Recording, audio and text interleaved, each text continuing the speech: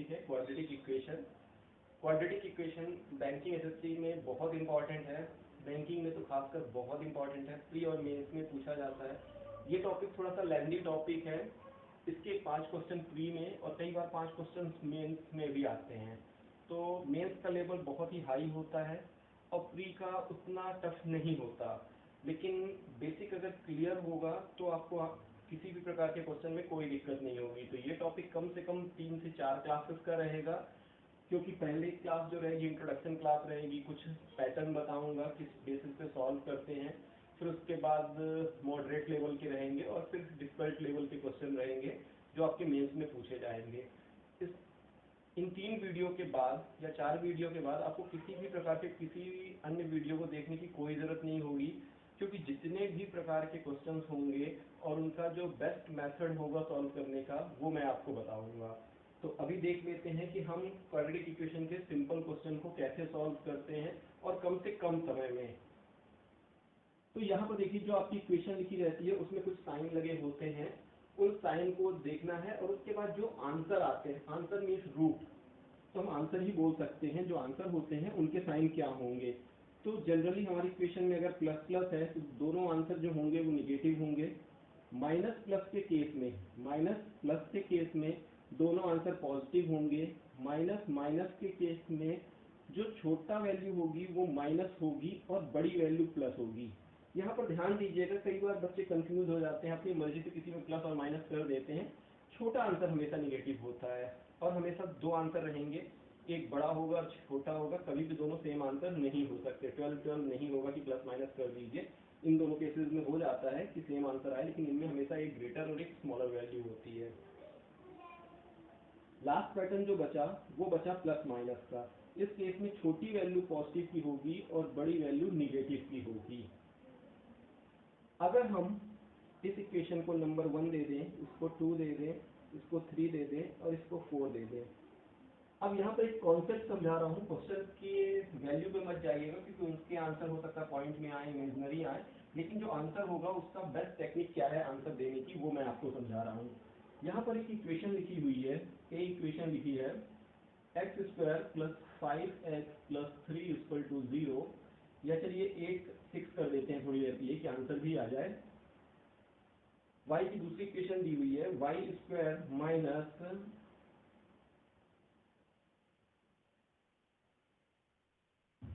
या इसको भी 6 कर देते हैं, यहाँ पर y कर देते हैं और यहाँ पर 6 कर देते हैं। ये 2 इक्वेशन है। अब बच्चे कई बार क्या करते हैं, इसको फैक्टराइज करना चालू कर देते हैं। ठीक है, इसको फैक्टराइज बिल्कुल नहीं था, सिंपल सा आंसर दे देना था y > x। इस कॉन्सेप्ट को समझिए कि बिना वैल्यू निकाले, बिना आंसर निकाले हमने कैसे दिया। ध्यान दीजिए यहाँ के दोनों जो इक्वेशन है उसके आंसर क्या है, साइन क्या है, पॉजिटिव है। और वहां पर देखिए पॉजिटिव के केस में जो 2 वैल्यू आएंगी दोनों की दोनों क्या होंगी, निगेटिव होंगी। और यहाँ पर देखिए माइनस और प्लस के केस में दोनों जो आंसर आएंगे वो क्या आएंगे, पॉजिटिव आएंगे। तो इस कंडीशन पे हमारा क्या ग्रेटर होगा, y ग्रेटर होगा। तो आपको फैक्टर निकालने की कोई रिक्वायरमेंट ही नहीं है कि आप फैक्टर निकालकर टाइम वेस्ट करें, सिर्फ साइन देखकर आप इसका आंसर लिख सकते थे y > x। तो इससे क्या कॉन्सेप्ट हमारा बना, इससे कॉन्सेप्ट ये बना कि किसी इक्वेशन में अगर 1 नंबर का साइन दिया हुआ है और 2 नंबर का दिया है, तो 2 नंबर की equation is always greater than 1 number equation. अब आप ये देख लीजिएगा 1 2 किसमें ऊपर नीचे x वाले में लिखा है कि y वाले में, बस इस टाइम के कॉन्सेप्ट को समझिएगा, क्योंकि अगर आप बैंकिंग का एग्जाम इतने हाई लेवल की एग्जाम देते और इतना छोटे छोटे कॉन्सेप्ट को अगर मिस करेंगे तो कोई मतलब ही नहीं है एग्जाम देने का। एक इक्वेशन हम और बनाते हैं, थोड़ी सी इक्वेशन लेंथी कर देते हैं। सेकंड इक्वेशन हमारी रहती है x² + 33x - 144 = 0, y² - 131y - 149 = 0। अब बच्चा पहले ही क्या कहता है, फैक्टर क्या होंगे, फैक्टर क्या होंगे, वो उसके अंदर एक क्यूरियोसिटी आ जाती है कि फैक्टर निकालते हैं। थोड़ा सा पहले लॉजिक सीखिए, किसी भी मैथ के क्वेश्चन को सॉल्व करने के लिए लॉजिक का होना बहुत जरूरी। पूरी मैथ ही लॉजिक बेस है, अगर आप लॉजिक के अकॉर्डिंग चलेंगे तो मैथ में दिक्कत नहीं होगी। अब इसके फैक्टर तोड़ने से पहले आप 2 सेकंड तो दे सकते हैं क्वेश्चन को। अगर उस पैटर्न पे फॉलो है तो अच्छी बात है, नहीं तो लास्ट में तो आपको फैक्टर्स निकालने ही हैं, तो आपको फैक्टर्स निकालने बिना काम ही नहीं चलेगा। लेकिन 5 क्वेश्चन में कई बार 1 से 2 क्वेश्चन ऐसे होते हैं जिनके आंसर देखकर लगाए जा सकते हैं, तो 2 सेकंड में अगर उनके 2 क्वेश्चन सॉल्व हो जाते हैं तो बाकी आप 1.5-2 मिनट किसमें दे सकते हैं, बाकी रिमेनिंग 3 में दे सकते हैं। अगर 3 के फैक्टर भी निकालने हैं तो कोई बड़ी बात नहीं है, लेकिन पांचों को निकाल कर आंसर देना बेटर है कि आप पहले ही दे दीजिए। अब इसका आंसर आप दूर से ही दे सकते थे, देख कर ही CND। क्यों CND? अब मैं आपको कॉन्सेप्ट बता देता हूँ। यहाँ पर कभी भी अगर 3-3 का कॉम्बिनेशन आ जाए, 4-4 का कॉम्बिनेशन आ जाए, 3-4 का आ जाए या 4-3 का आ जाए, आंसर विल बी CND। ठीक है, इस बात को ध्यान रखिएगा। अभी देखिए ये हमारी कौन से नंबर की इक्वेशन लिखी हुई है, 4th नंबर की, और ये वाले दोनों साइन की इक्वेशन कौन सी लिखी हुई है, 3rd नंबर की। 4 और 3rd नंबर का कॉम्बिनेशन आ जाए या दोनों ऊपर नीचे हो जाए, 3rd 4 बन जाए, तो आंसर हमारा क्या रहेगा, CND रहेगा। अब अगर इसको मैं दोनों को 4-4 की कर देता हूँ, देखिए इस कंडीशन पे दोनों क्या हो गई, 4-4 नंबर की इक्वेशन बन गई, तो भी आंसर क्या होगा, CND हो गई। अब मैं इन दोनों जगह पे माइनस का साइन लगा देता हूँ। अब ये इक्वेशन कौन से नंबर की हो गई, 3rd नंबर की हो गई। 3-3 का कॉम्बिनेशन हो तो भी आपका आंसर क्या रहेगा, CND रहेगा। अब क्यों रहेगा, ये मैं आपको कॉन्सेप्ट समझा देता हूँ यहाँ पर, कि आपको देख कर ही आंसर क्यों लगा देना था, क्योंकि इसको फैक्टराइज करने से बेटर है कि देखकर आप सिंपल सा वे है कि CND लगा दीजिए। कोई प्लस माइनस है तो भी, दोनों में माइनस माइनस है तो भी, यहाँ पे प्लस माइनस है तो भी CND लगेगा। 3rd 4 4-4 3-4 एंड 4-3 का कॉम्बिनेशन होगा तो CND रहेगा।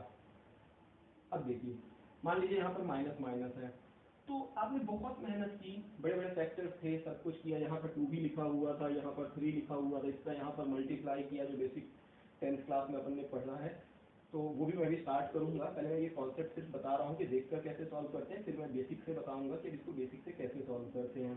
तो इसका मल्टीप्लाई करेंगे, जो भी करें, आपने फैक्टर्स निकाले, डिवाइड करने के बाद फैक्टर्स आए, मान लीजिए 13 एंड 14 आ गए। कुछ भी बोल सकते हैं आप, 2 वैल्यू अपने मन की कोई भी ले लीजिएगा, जो आपकी इच्छा हो वो 2 वैल्यू ले लीजिएगा कि 2 आंसर हमारे ये आए हैं, 1 डिजिट, 2 डिजिट, 4 डिजिट, जितने डिजिट में आपको चाहिए हो। अब देखिए इस कॉन्सेप्ट के अकॉर्डिंग हमारा छोटा नंबर निगेटिव होगा और बड़ा नंबर पॉजिटिव होगा, तो x की 2 वैल्यू क्या आ गई, ये आ गई। अब हम y की, इसी तरह आपने मेहनत किया और y की 2 वैल्यू निकाल लीजिए, मान लीजिए 19 एंड 33 आ गई। इस केस में छोटी संख्या पॉजिटिव होगी और बड़ी संख्या निगेटिव, तो x की आपकी 2 वैल्यू क्या आई थी, -13 एंड 14, y की क्या आ गई, 19 एंड -33 आ गई। अब देखिए यहाँ पर एक नंबर निगेटिव है, 100% है कि दूसरे वाले से कोई फर्क नहीं पड़ता क्या आंसर दे रहा, लेकिन इसके पॉजिटिव से तो छोटा होगा। जब x की एक वैल्यू निगेटिव है तो y की पॉजिटिव वैल्यू से तो छोटा होगा, मतलब एक बार y को तो बड़ा होना ही है। सेम केस में y में भी एक नंबर निगेटिव है और x में एक नंबर पॉजिटिव है, तो पॉजिटिव तो हमेशा ग्रेटर होगा। इनमें आपस में क्या रिलेशन, उससे मुझे कोई फर्क नहीं पड़ रहा है, लेकिन एक बार x को और एक बार y को तो बड़ा आना ही है। जब एक बार x को बड़ा और एक बार y को बड़ा आना है तो आंसर तो आपका CND होगा, फैक्टर्स चाहे कुछ भी हो। तो जब कुछ भी हो आपको पहले से ही पता है कि कोई भी कंडीशन क्यों ना आ जाए आपका आंसर CND होना है, तो हमें फैक्टर थोड़ी पूछता है आपके एग्जाम में कि फैक्टर्स क्या होंगे।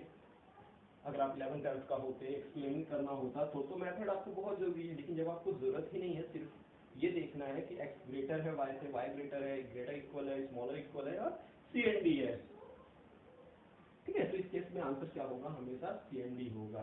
तो ये आप बिल्कुल ध्यान रखिएगा, इस बेसिस पे सॉल्व करिएगा तो आपके 1 से 2 क्वेश्चन, क्योंकि हमें पता है एग्जामिनर को ये हर चीज थोड़ी पता होती, कई बार हमसे बनने लगता है और आपके 5 क्वेश्चन आते हैं, कई बार उसमें नहीं होता तो लगता है लॉजिक लग नहीं रहा है।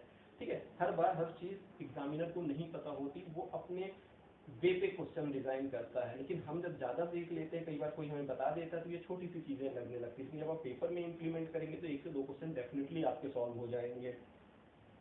चलिए अब हम क्वेश्चन सॉल्व करते हैं, बेसिक से स्टार्ट करते हैं कि इसका वे क्या होता है, क्वेश्चन को सॉल्व करने का वे क्या होता है। क्वेश्चन में कुछ कुछ क्वेश्चन बना लेता हूँ, 1-2 क्वेश्चन अपने से बनाता हूँ, बेसिक बता रहा हूँ कैसे सॉल्व करना है। अभी यहाँ पर माइनस नहीं देते हैं, प्लस कर देते हैं।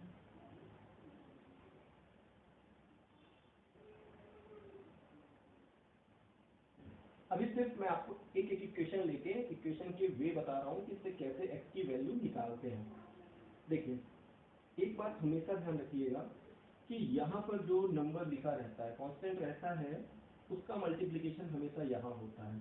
अभी यहाँ कुछ भी नहीं लिखा, मतलब 1 लिखा है। 1 का मल्टीप्लाई करें ना करें इसलिए हम इग्नोर कर देते हैं उसे, और बाद में उसी 1 से डिवाइड करेंगे। 1 से डिवाइड करेंगे तो भी आंसर सेम होगा, तो 1 लिखा होता तो इग्नोर कर देते हैं उसे, पहली चीज। दूसरा फैक्टर, इसको हमेशा 2 ऐसे पार्ट्स में ब्रेक करना है, 2 ऐसे पार्ट्स में ब्रेक करना है। अब देखिए एक सिंपल सा एग्जांपल मैं बताता हूँ। कई बार बच्चे जल्दबाजी में क्या गलती करते हैं,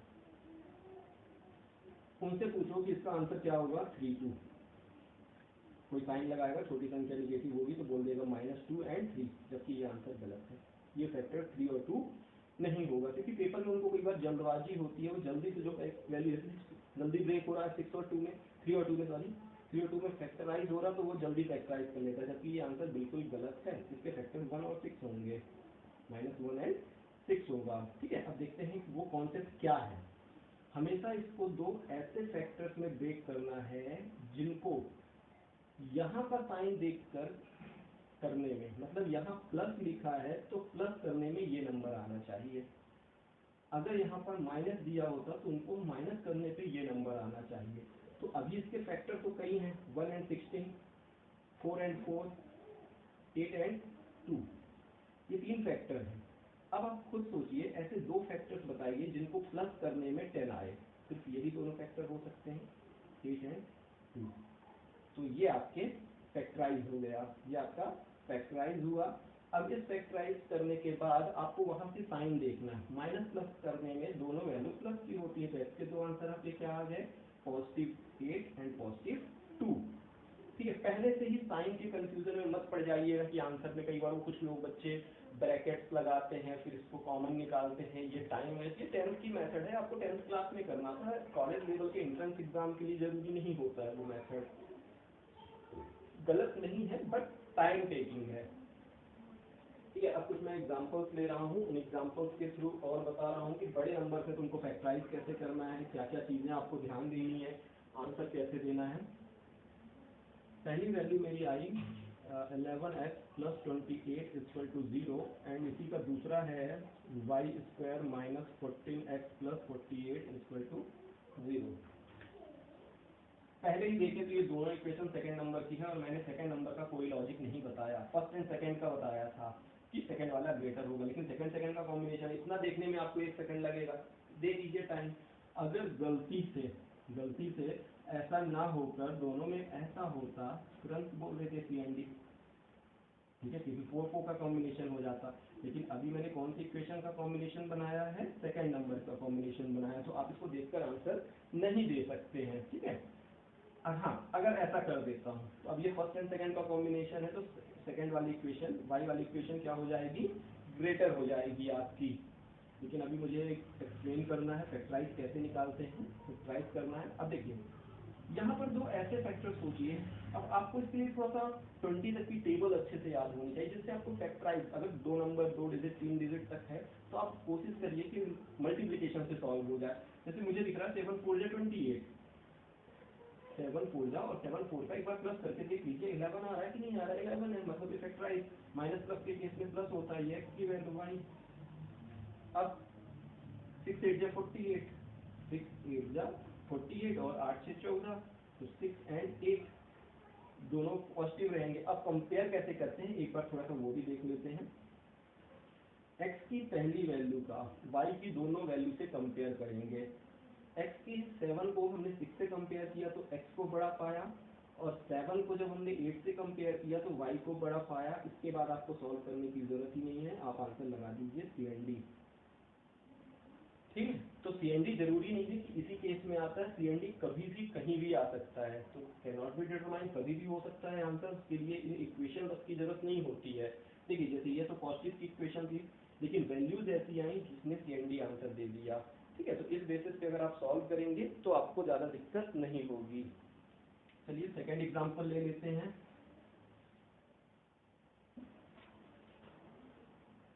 x² + 31x + 234 = 0, and y² + 21y + 104 = 0।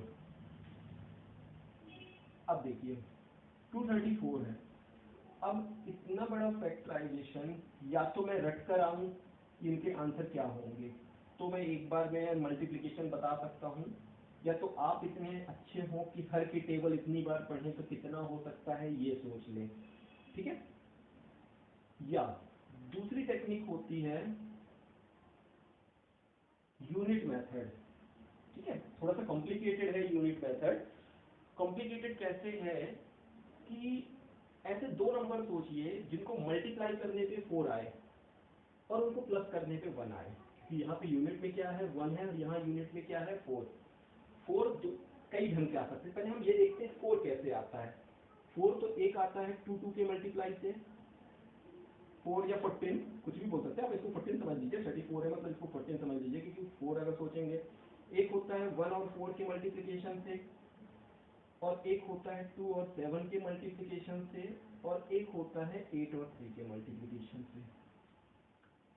ये 4 है। अगर कुछ दिन बाद आप प्रैक्टिस करेंगे तो खुद यूज टू हो जाएंगे कि यहाँ पर क्या हो सकता है। मेरे दिमाग में खुद चल रहा था कि 8 और 3 ही होगा यूनिट प्लेस पे, 8 और 3 ही होगा। 8 3 जा 24 की 4 हो गई और 8 और 3 को ऐड किया। देखिए बाकी किसी को भी ऐड करने में क्या नहीं आया, 1 नहीं आया। यहाँ पे 4 आएगा ऐड करने में, यहाँ पर 5 आएगा, यहाँ पर 9 आएगा और यहाँ पर क्या आएगा 11 आएगा, मतलब यूनिट में 1 आया है।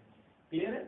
अब देखिए यूनिट तो हमें दोनों के पता हो गया कि 3 और 1 होगा। ये बड़े फैक्टर्स में कई बार काम कर जाता है कि आंसर क्या होगा, एक थोड़ा सा कर सकते हैं हम इस तरह देखकर, ठीक है। 8 और 1। अगर हम वही बात करें तो 31 के लिए या तो इसको 28 कर दीजिए, लेकिन क्या 28 3 करने पे इतना आएगा, बिल्कुल नहीं आएगा। तो या तो 23 8 जा कर दीजिए। अब खुद सोचिए 23 8 जा करेंगे 10 टाइम से कम करेंगे तो इससे कम होगा, मतलब ये भी नहीं होगा, मतलब ये आपका 100% होगा। अब इन दोनों का सम कितना होगा 31 होगा। अब इन दोनों को करने की बिल्कुल जरूरत नहीं है, ये हमारा आंसर होगा। एक बार थोड़ा सा रैंडम चेक करते हैं, कैसे था चेक। 10 टाइम्स में 180 180 से ज्यादा, 3 टाइम्स में 54 होता है, मतलब होगा, ठीक है। तो x की दो वैल्यू क्या आ गई, -18 और -13। एक तो ये मेथड होती है, और दूसरी मेथड जो आप लोग यूज करते हैं, कैसे यूज करते हैं, वो भी कोई बड़ी मेथड नहीं है, उसके फैक्टर्स निकालना। 234, 2 1 जा 2, 2 1 जा 2 एंड 2 7 जा 14। अब दिक्कत यहाँ पर सबसे बड़ी हो जाती है कि जिसको टेबल नहीं बनती, जिसको टेबल नहीं बनती, कई बार बच्चे ऐसे होते हैं कि बैंक पीओ बन जाते हैं लेकिन उनसे टेबल नहीं बनती है। जैसे मेरी तरह, मेरे से भी टेबल बिल्कुल नहीं बनती, लेकिन मैथ में आप कोई भी टेबल करवा लीजिए, 150 की, 200 की, 153 की, पूरी टेबल में निकाल के रख दूंगा एक ऐसे व्यक्ति से जिसको रटी होंगी, मेमोराइज होगा, उसके बाद भी मेरे को कम समय लगता है। तो वो यूज टू के ऊपर होता है। जैसे यहीं पर है 10 टाइम्स में 130 होता है, तो ये 9 टाइम्स होगा, 13 9 का, ठीक है। और इन दोनों का पेयर एक साइड रख दीजिए और इन दोनों का पेयर एक साइड रख दीजिए, 13 18। तो कई बार इस मेथड से भी आ जाता है। आगे मैं आपको और अच्छी मेथड्स बताऊंगा कि उससे कैसे सॉल्व कर सकते हैं। जैसे इस क्वेश्चन को सॉल्व किया था, कई बार बच्चे पेयर ही बनाते रहते हैं, वो पेयर कौन सा है। तो अभी मैं आपको इसी क्वेश्चन को पेयर बनाकर बताता हूँ कि आपको पेयर कैसे बनाने हैं। तो एक ही क्वेश्चन में कई बार मैं पेयर ज्यादा बताता हूँ, तो थोड़ा सा ध्यान दीजिएगा। देखिए यहाँ पर है बीच में 31, 31 is the odd number, 31 is the odd number. तो अगर आपको फैक्टराइज करने के बाद पेयर्स बनाने में दिक्कत होती हो, कई स्टूडेंट्स को फैक्टराइज करने के बाद पेयर्स बनाने में दिक्कत होती है कि कौन सा सही कॉम्बिनेशन होगा, बार बार वो 30 सेकंड 40 सेकंड तक पेयर ही बनाते रह जाते हैं। तो पेयर बनाने से पहले इस कॉन्सेप्ट को थोड़ा सा देख लीजिएगा। यहाँ माइनस हो या प्लस हो, आपको यहाँ पर क्या चाहिए, ऑड नंबर चाहिए। तो ऑड नंबर के लिए ध्यान रखिएगा, इवन नंबर को अगर हम इवन नंबर से प्लस या माइनस करें तो आपको इवन नंबर मिलेगा। एग्जांपल चेक कर लीजिए, 4 और 6, इनको प्लस करेंगे 10 आएगा, इवन नंबर है। 4 और 6 को माइनस करेंगे तो 2 आएगा, इवन नंबर है। मतलब दो इवन नंबर का पेयर कभी भी इवन नंबर ही होगा, ऑड नहीं दे सकता। मतलब ऐसे कॉम्बिनेशन तो बनाइए ही नहीं जो इवन इवन हो। इसी प्रकार ऑड के पेयर, ऑड नंबर के पेयर को अगर कभी भी आप बनाएंगे, चाहे उनको प्लस करें या माइनस करें, हमेशा एक इवन नंबर आएगा। 5 और 7 दोनों को प्लस करेंगे 12 हो जाएगा, 5 7 को माइनस करेंगे तो 2 हो जाएगा, इवन आया। मतलब एक नंबर आपका ऑड होगा, एक नंबर आपका इवन होगा, तब आपको ऑड नंबर मिलेगा। ठीक है, देखिए 234 को हम क्या करना था, हमें फैक्टराइज करना था। पहला फैक्टराइजेशन 2 से हुआ, 2 1 जा 2 1 जा 2 7 जा। ठीक है, ऑड इवन तो मिल रहा, लेकिन आपको प्लस करना है, तो प्लस 31 से चाहिए, तो 117 में प्लस करके मतलब ये दोनों फैक्टर्स तो हो ही नहीं सकते, तो आपको और ब्रेक करना है। जब और ब्रेक किया 13 9 जा।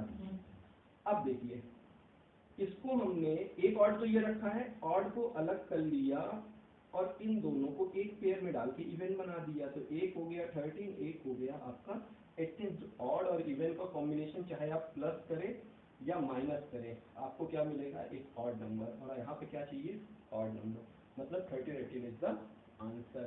चलिए दूसरा भी हमारे इत्तेफाक से ऑड नंबर ही डला हुआ है, उसको भी इसी मेथड से सॉल्व करके कोशिश करते हैं कि क्या इसी मेथड से वो भी सॉल्व होगा। बिल्कुल होगा। 104 है, 104 को पहले हम 2 से फैक्टराइज करेंगे। ठीक है, 2 5 जा 2 2 जा। अब इसको फिर से चाहे तो 2 से कर सकते हैं, चाहे तो 4 से भी कर सकते हैं, आपके ऊपर है। 2 2 जा 2 6 जा। ठीक है, अब देखिए अभी यहाँ पर पेयर चेक करने की बिल्कुल जरूरत नहीं है, क्योंकि इनका जब पेयर हम बनाएंगे तो ये भी इवन रहेगा, ये भी इवन है, तो इवन इवन तो कभी हो ही नहीं सकता। तो जब तक एक ऑड नंबर ना आए हमें इसे ब्रेक करना पड़ेगा। ब्रेक कर लेते हैं, 2 13 जा आ गया।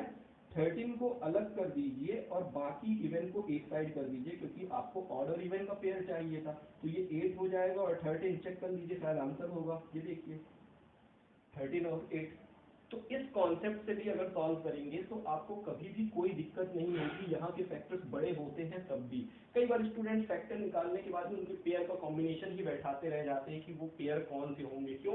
क्योंकि उन्होंने प्रैक्टिस में इन चीज़ों को अप्लाई नहीं किया। तो अगर प्रैक्टिस में इन चीज़ों को आप अप्लाई करोगे, इन बातों पे ध्यान दोगे, तो आपको कभी भी कोई दिक्कत नहीं होगी। तो इस प्रकार आप क्वेश्चन को सॉल्व करिएगा। एक आध एग्जाम्पल और देख लेते हैं, तो इसको नोट डाउन कर लीजिएगा, स्क्रीनशॉट ले लीजिएगा। हमारा नेक्स्ट एग्जांपल है, उसी तरह इवन के केस में क्या करेंगे, या तो इवन इवन के पेयर होंगे या तो ऑड ऑड। इवन और ऑड का पेयर ही मत चेक करिएगा, क्योंकि इवन और ऑड का पेयर आपको कौन सा आंसर देगा, ऑड आंसर देगा। x² - 27x + 182 = 0। ये आपकी एक इक्वेशन है। इस इक्वेशन के अकॉर्डिंग अगर हम इसको सॉल्व करें तो यहीं पर तोड़ लेते हैं, 2 9 जा 2 1 जा। अब देखिए 92 तो 91 तो इससे बड़ा ही है, तो ये तो पेयर कभी हो ही नहीं सकता। ये ऑड नंबर इवन नंबर जरूर है, इसको और तोड़ लीजिए। अब इसको किससे तोड़ेंगे, अब इसके लिए आपको क्या होना चाहिए, फैक्टर्स का भी, टेबल का भी नॉलेज। मैंने अभी इसको बताया था कि इसके लिए आपको किसकी जरूरत पड़ेगी, टेबल की जरूरत पड़ेगी। अगर आपको इसकी टेबल पता है तो आप इस पे कर सकते हैं। अगर आपको टेबल नहीं पता, इसलिए मैंने आपको एक मेथड अभी कौन सी बताई थी, और कि यूनिट डिजिट। क्योंकि कई बार क्या होता है, बच्चों को यही नहीं पता होता कि इसके बाद अब टेबल कौन सी पढ़ें। अब खुद सोचिएगा, कई बार हम इसमें यहाँ पे ट्रैप हो जाते हैं। कैसे ट्रैप हो जाते हैं, क्योंकि पता ही नहीं। अब अगर इसके लिए आपको पता है कि 13 की टेबल कितनी टाइम्स पढ़ेंगे, 7 टाइम्स पढ़ेंगे। 13 7 जा 91। बहुत सारे बच्चों को तो पता है, लेकिन बहुत सारे बच्चों को नहीं पता कि 13 7 जा 91 होता है। या फिर 7 1 जा 7, 7 3 जा 21। अब देखिए आपको बीच में क्या चाहिए है, एक ऑड एक इवन। तो इन दोनों को अगर हम एक साथ रख देंगे और इसको इधर रखेंगे तो आपका आंसर आ जाएगा 14 13 27। इसका ट्रैक हो गया। अगर मेरी उस मेथड से भी आप सॉल्व करते तो भी आ जाता, यूनिट डिजिट मेथड से। 4 और 3 का मल्टीप्लिकेशन में 2 आता है, और 4 और 3 में ही ऐड करने में क्या आता है, 7 आता है। क्योंकि और 7 किस में आ सकता था, केवल 6 और 1 में। और 6 और 1 तो ये कभी दे ही नहीं सकता है, क्योंकि 6 और 1 को मल्टीप्लाई करने में 6 आना चाहिए यूनिट प्लेस में। उस मेथड से भी सॉल्व करते तो बहुत जल्दी क्रैक हो जाता आपका ये क्वेश्चन। तो इस ढंग से आप क्वेश्चंस को सॉल्व करिएगा। उसके बाद मैं आपको कुछ और भी क्वेश्चंस दूंगा और करवाऊंगा प्रैक्टिस के लिए, पीडीएफ डाल दूंगा, तो उसमें कुछ प्रैक्टिस करिएगा। अभी 2 या 3 बातें और बता दूं तो आप उनकी भी प्रैक्टिस कर लीजिएगा। कभी भी आपका क्वेश्चन ऐसा हो,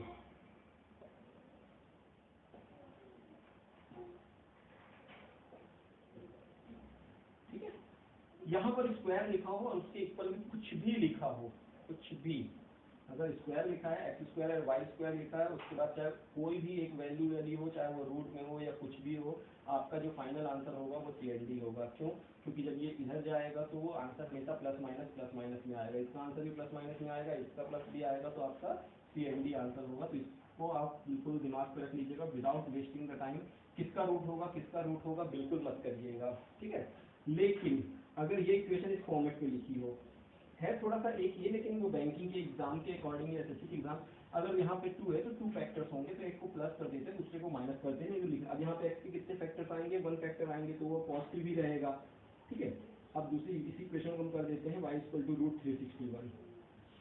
कभी भी चाहे यहाँ पर क्यूब रूट लिखा हो या स्क्वायर रूट लिखा हो या कुछ नहीं लिखा हो, आप कुछ नहीं करिएगा, इसको समझ लीजिएगा ये हट गया, जो आंसर बड़ा है वही बड़ा आएगा, क्योंकि बड़े रूट का आंसर बड़ा होगा छोटे रूट का। इसका तो 19 होगा और इसका तो 100% 19 से बड़ा होगा, तो इस बेसिस पे आप इसे सॉल्व कर लीजिएगा, इसमें भी आपको कोई दिक्कत नहीं है।